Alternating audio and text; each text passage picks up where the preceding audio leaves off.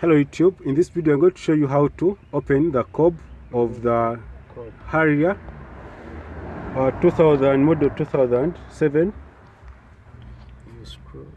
You unscrew it.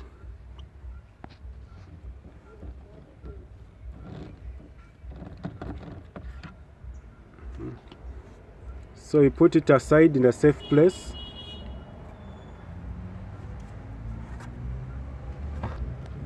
So the next step here, you're going to go ahead and remove this cover down below.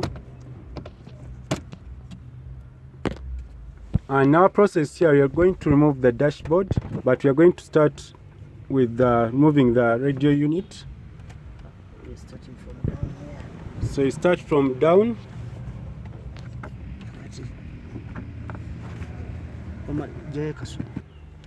So this was a quick video on how to remove the cob and the cover here. So we have the screws, you're going to remove them slowly by slowly. And the next video we're going to show you how to remove the glove box.